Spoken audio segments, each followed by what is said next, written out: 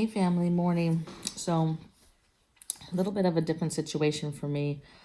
I'm very under the weather. Woke up today, don't feel well. As you can see, my eye is swollen. You can really see it when I go like that, but doesn't appear to have any sty, but could just be something got. We've been doing a lot of painting work and a lot of stuff outdoors, landscaping type stuff. So maybe you know, I got something in my gland. So anyway, I'm doing my video from a recliner. Probably going back to sleep after this. I took some Benadryl, as you know, pretty drowsy. And I actually wasn't going to do this video, but I'm going to go ahead and knock out a video for you guys today.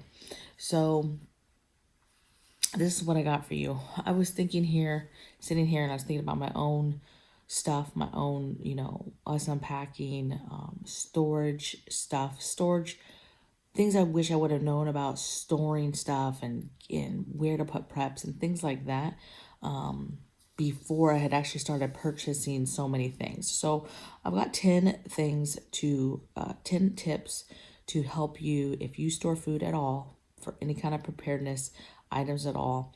This is some tips to help you when it comes to stacking food, stacking preps, and keeping them safe in a manner where people don't necessarily know that you have preps. Okay, so first thing I have is heavy duty shelving. Now, metal shelving is obviously the best, but it can be expensive.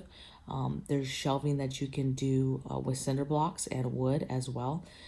Obviously, you just want something that's sturdy. When I first got into this years ago, I just always used my kitchen space, really is what I was always utilizing, because we were in the military and we were always moving. And so we never had just grand space to put stuff. And so, my stacking and storage always consisted of just putting stuff on shelves, which was heavy duty wood shelving within an apartment structure, a house structure, whatever.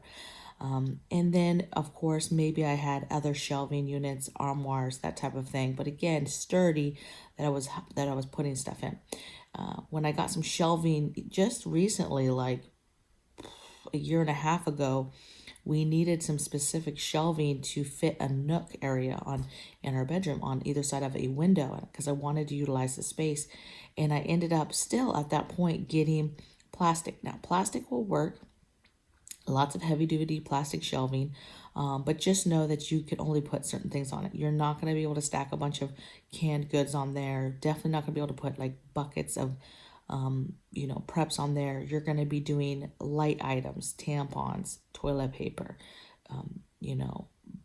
baby wipes, maybe some hygiene, lighter type items is what you're going to be able to put on those shelves. So you're going to be limited. It's not that you can't do it, but you're going to be limited. So think about that when you're buying shelving for different places, right? Also, when it comes to shelving, getting stuff that is sturdy and has doors, a way for you to close away whatever it is that you just put inside of it. Open shelving is great. A lot of people have extra rooms and they'll just throw in a bunch of open shelving and then they just have this food room. But it's hard to hide that, okay? It's hard if you're in an apartment and you made your second bedroom a food room and now maintenance has to come and check every single room's fire things, right? So fire alarms, you like how I can't even think. So my point is think sturdy, think stuff that is enclosed, so if somebody walks in, it's not so obvious. And then go from there. Next thing I have is off floors. So this is extremely important for water, but to me, it's important for everything. I try not to keep anything on the floor, especially if it's cement flooring, like in a garage, a detached garage, even rooms. If we have a couple rooms because of the add-on here that are cement, okay? And so it's very important that you do not set stuff straight on that so that stuff doesn't leach from the cement into your products, into your water. I always see on people's channels these big, walls of endless supply of water, of bottled water, right? But then they're sitting directly on some cement. So if you're one of those people watching, you have a bunch of water in your garage or wherever, you just make sure you get it up off the floor. That goes for regular water containers, everything, okay? I just put down some 2x4s, space them apart a little bit, and then put said items on it like that, okay? So off the floor to ensure you're not getting into any kind of situation where stuff starts leaching into your items. Next thing I have, number 3, is dry, cool places. So the theme for keeping preps for the majority is keep them in cool, dark places. No outside. People have asked me several times, can we keep water outside? It's not good to do. You know, on a short-term period, it's fine.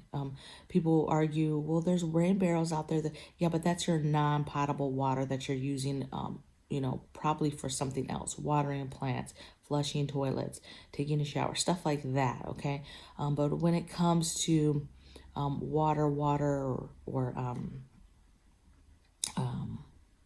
things like that, you don't want that in the sun. Even keeping water in cars, because they get so hot and they're sitting in the sun so often, and when you bring that element of heat and sun onto that plastic, then now you have a concern of that plastic leaching into your water, okay? Water won't go bad, but the plastic can go bad, and if not treated right or not kept right, can leach into your water. So just think about dry, cool places. The exception to me is I'm a big fan of hiding preps, caches, burying caches. That's cool. So when it's down below water or below ground level, it's much cooler. It's darker. Your only obstacle is keeping it dry. Okay, so you're really sealing off that everything, wrapping it, and then putting a tote, and then maybe wrapping that, sealing that with really good tape, and maybe throwing the whole entire thing, even after you've done all that, into a plastic garbage bag and sealing that, right? So it's difficult, but you've got to keep it dry down there. But don't be having stuff just outside on your porch. You bought a bunch of cans of corn and you just keep stacking it on your back porch, and you're like, yeah, I'm feeling good every time I go to the store. But then eventually summer comes, and then those cans start bulging and get compromised, okay? Next thing I have is no see-through tubs or totes. So again, this goes to concealment, not letting people see everything. So if you have totes and you have them either with stuff in your home, in your garage, in nooks, I got some totes up there. Totes in the garage, right? Be getting totes that you cannot see through, right? So the person can't see, oh, that's a bunch of bleach cloths in that tote, right? So no see-through totes. Get stuff that's clear. I'm not saying it has to be a color, but there's white totes that are not see-through, right? So just think that concealment. You want to make sure that you can't see through it and other people can't see through it. Next thing I have is mislabel. So mislabel on purpose. Don't go and put all this beautiful preps and food in your garage in totes, and then you've neatly and organized it and labeled it clear as day. Oh, this is canned vegetables. This is canned meat. This is hygiene stuff for 1 year. You know, don't do that. Okay, so you have to mislabel stuff, and then you can keep your own diagram or treasure map of your organization of, you know, maybe you number them, whatever, but you keep your system, you know, on what it is, okay? Maybe you write on the inside of the lid what's in it. Obviously, if you take the lid out, open it, you can see. Maybe it's the bottom, or maybe it's just you wrote it down and you know, hey, or maybe it's something as simple as a color system. Hey, I know that all food totes that are pink, that are bright pink, are food. I know that blue totes are camping gear, that type of thing, okay? And you don't have to label them at all, okay? But if you're going to label, mislabel. Put stuff like holiday, I wrote some examples, holiday place settings, right? Linen for holiday table setting, you know? Photo albums, old photo, empty photo frames, right? Doll collection, 1 year baby clothes, right? 1 year old baby clothes or first year baby clothes. You know, it's hard. You want to be careful what you label it, because anything could be ideally valuable to somebody. If you just say, oh, it's clothes, it's clothes. Well, that could be valuable to somebody who's coming along looking to survive and is looking for clothes, right? Is looking for jackets and warm weather. You put food in there and they were looking initially, yeah, they're looking for food too, but they see that it said clothes and they're like, oh man, we need some more socks or we need a jacket or something. So just be careful how you're labeling stuff because it could still bring somebody's attention to it. Even stuff like Halloween stuff, right? If they're a marauder or a looter or whatever, and they see that, they might think, oh, that's cool. Let me go through that box and see if I can get a cool, scary Halloween mask or something. I know this is outside the box, you guys, but this is how my brain thinks, okay? I try to think exactly how somebody else would think if they were coming in to a place trying to find stuff that they need, okay? Next thing I have is fire extinguisher in every room. Now, some of you might be like, that's a safety thing. What does it have to do with storing food, storing things? Well, you're getting to a point where you're storing all of this stuff, okay? And it gets, the more you do it, the longer you do it, the more valuable and important it is to put an insurance on that, okay?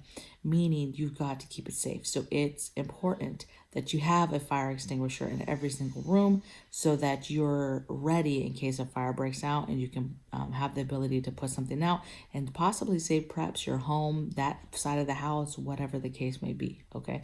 This is good for just general safety, but extremely important for somebody who keeps a lot of valuable preps. It adds up. It's a lot of money. Next thing I have is hide in plain sight. So hiding stuff in plain sight, right?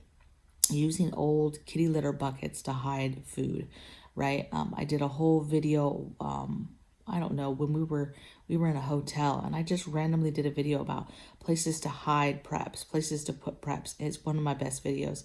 And a lot of that is hiding in plain sight, okay? What do you want people to see?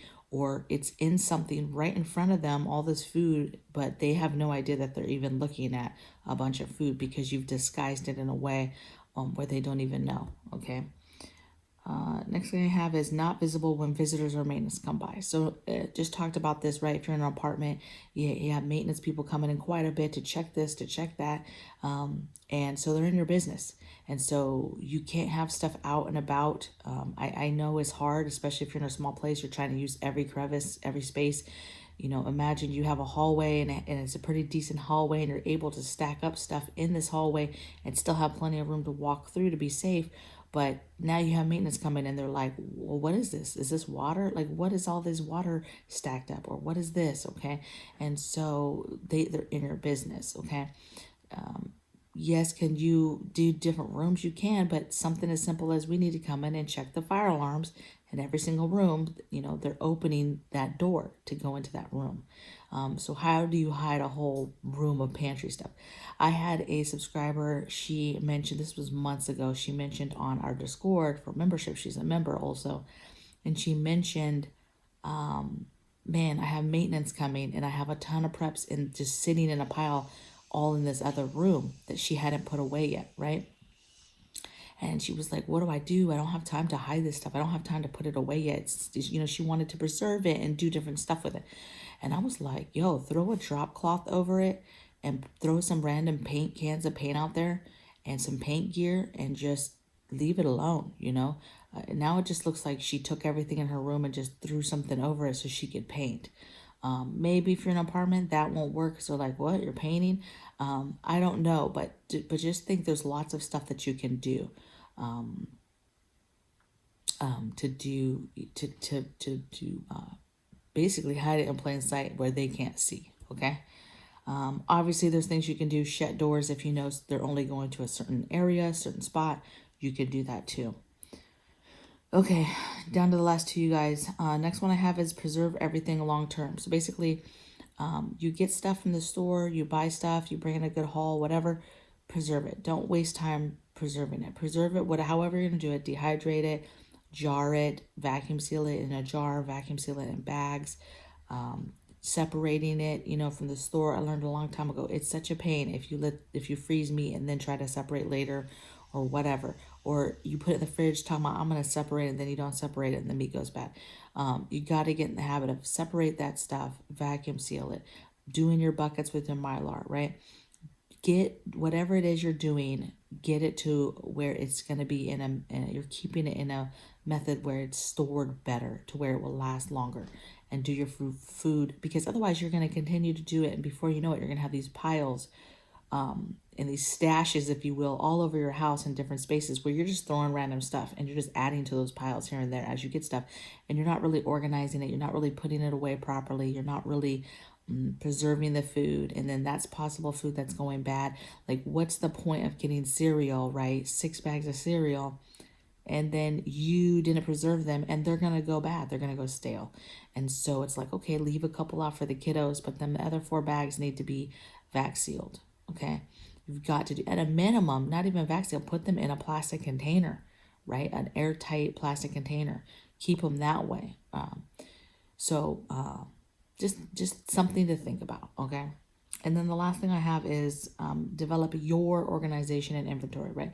You have to have a way where you're inventorying what you have, how much you have of stuff, and then your organization. Your organization is huge, and will mean the difference of how much you can hold. Think about many months ago, my own, just my small pantry area only, you guys. So just my everyday pantry, pretty good size, but it was full to the brim, and it was no organization. For that pantry, I was not organized. I just was throwing stuff in there. I was going to this grocery store. That's our working pantry, right? So it's a lot less organized. And I went in there and I said, you know what, I'm going to organize this, and not to make more space. I wasn't thinking more space. I was just thinking organize it so that, like, all my canned meats are together, all my soups are together, all my vegetables together. So I can clearly see, let's say when I want vegetable to go with dinner, I can clearly see on this one shelf all the vegetables I have and variety, and pick it. Okay. Instead of picking corn every time, because that's the only stuff I could see from how it was organized. Okay. When you do that, when you pull every single thing out and you put it back in a meticulous, orderly way, I could double. I doubled the amount of food that I could have put in there. All my cans were back. I had open shelving everywhere still. It was amazing. Okay. So just something as simple as inventorying.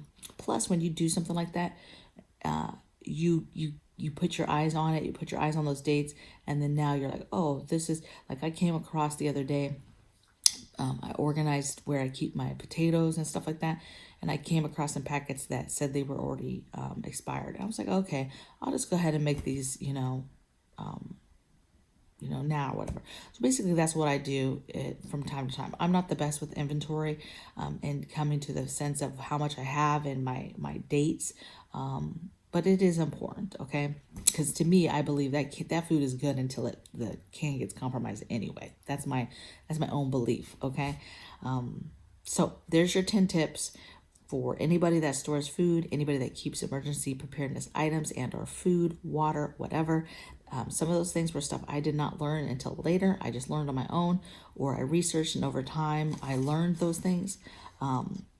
But that hopefully will help somebody, especially those of you that are new to watching me and new to preparedness, for moving forward with your storage. Okay, so I hope you guys feel better than I feel today. I'm really wore out. I was supposed to do a video for my other channel today, do some food preservation. I'm not going to do it.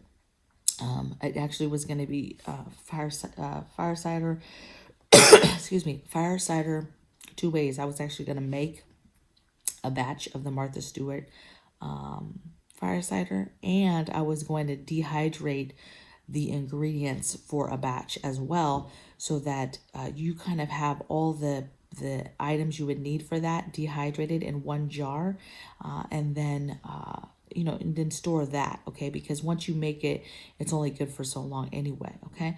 So that video will get pushed to next Wednesday, and I'll of course see you guys on that channel on Friday for a video. I'm going to do an update video on how we're coming along with just cleaning up the beds and prepping the spaces, and I might show my layout. So if you haven't gone over to my other channel, which is Mama Bear Homestead, there's a link in the description box. I would love for you to come over there and follow me over there. Don't have a lot of videos yet, but very excited about that adventure. I hope you guys feel better than me. And I'll see you guys in the comments. I'll take a look at those once the video drops and get some dialogue going with you guys on that. So hope you feel, I keep saying I hope you feel better. It's me. I'm the one that doesn't feel good. See, my brain is all crappy. I'll just talk to you guys later. See you tomorrow. Bye.